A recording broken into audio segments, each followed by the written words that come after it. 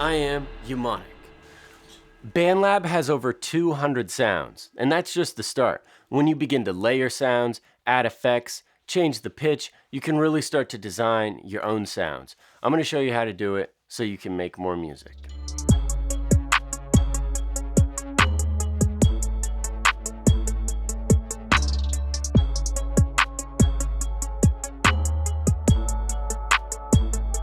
Leaving a world of untouched presets and simply dragging in loops to enter the world of sound design is truly inspiring from a creative standpoint. I think it's important to allow yourself time to experiment with different instruments, techniques, and effects. I like to start simple, find something that is inspiring, and then allow things to unfold. I'm going to start simple with a drum loop from my loop pack and then add an instrument, and that's when I'm going to start designing that sound. Add track, instruments, and I want to find a piano sound, but something unique. Honky tonk piano.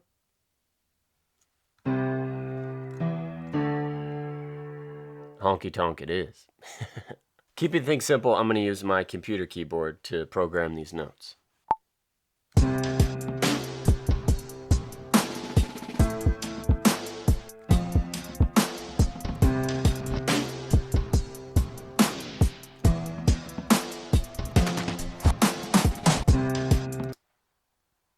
Awesome. Before I start designing the sound, I'm going to use the MIDI editor just to make this a little bit more interesting.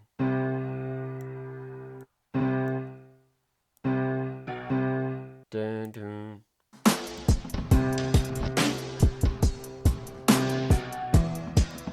I added 4 notes, no big deal. One thing I like to do before actually jumping into adding effects is to turn this MIDI into audio. To do that in BandLab, right-click on the region, export region as wave.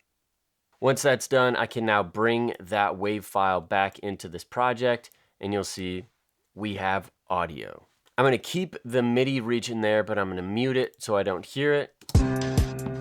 I think it's important to note that there's no rules to sound design or music making in general. There's certainly helpful guidelines, but just follow your ears, follow your heart, and make whatever music you want to make. And that applies, like I said, to sound design as well. One thing that I heard, at least in my head, was a reverse part of the sample.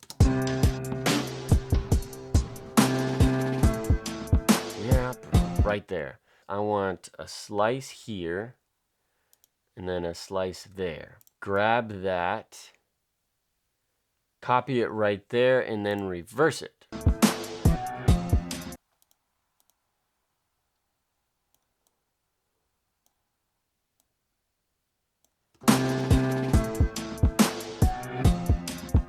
I like the sound of that, and I want it to fade in a little bit, so using the audio editor down at the bottom, I can drag that out and it'll be a little bit more subtle.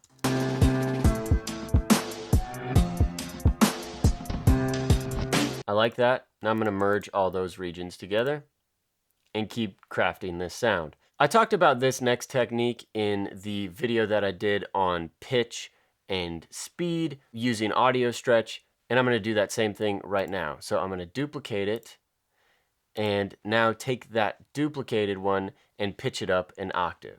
1, 2, 3, 4, 5, 6, 7, 8, 9, 10, 11, 12. Let's hear how that sounds.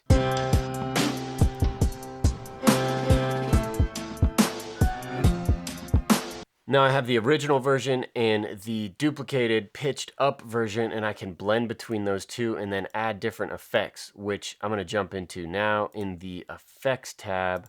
Let's see here. I want to add some modulation to that, like some chorus.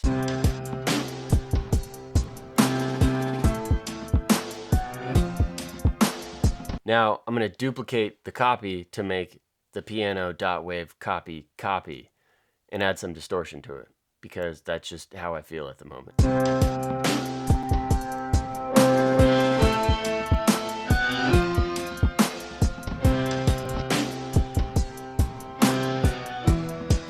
What am I doing right now? Layering. Layering is a very effective way to take a sound and sculpt it. One thing that you can do is take the original MIDI, change the instrument for it, and layer that into it. So let's do that. Going back to that piano track, I'm going to click Instrument, and no more honky-tonk piano. Let's get some voices, lush vocals. Let's just hear how this sounds.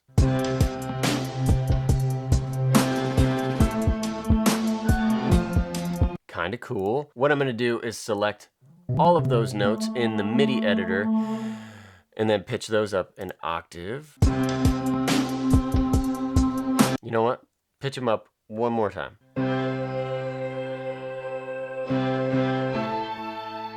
Yes. Things are starting to sound unique, you know? It's starting to open up and become something in its own, having its own character, which is really satisfying when you start to design a sound. You just kind of enter your own world and start to create sounds. Now going back to the original piano sample, it's a little dull and I want to add some movement to it. So I'm thinking a modulation. Let's do high resonance and hear how that sounds. It's giving it this crazy wiggle sound. Now I'm going to turn on or enable automation recording, clicking the automation button up at the top and then the circle right next to it. I can now record whatever movement I make on this while recording. It's going to get baked in to that sound.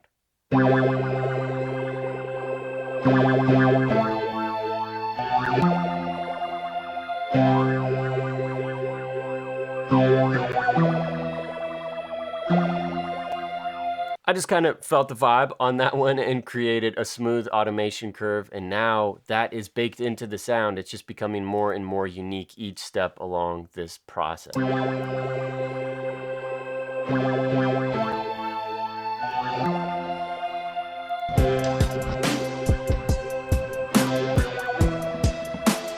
At this point, those 4 layers could be exported into one audio region and it becomes a new loop that could be then turned into a song.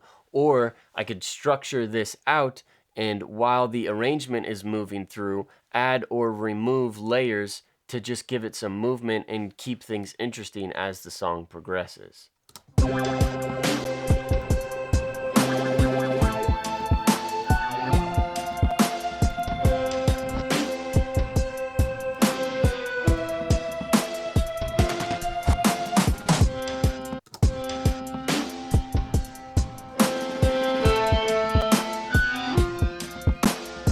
Like I said, there's no rules, but starting simple, layering sounds, adding effects, using automation to create dynamic changes throughout the mix, adjusting pitch and speed are all just a few ways that you can start to design your own sounds.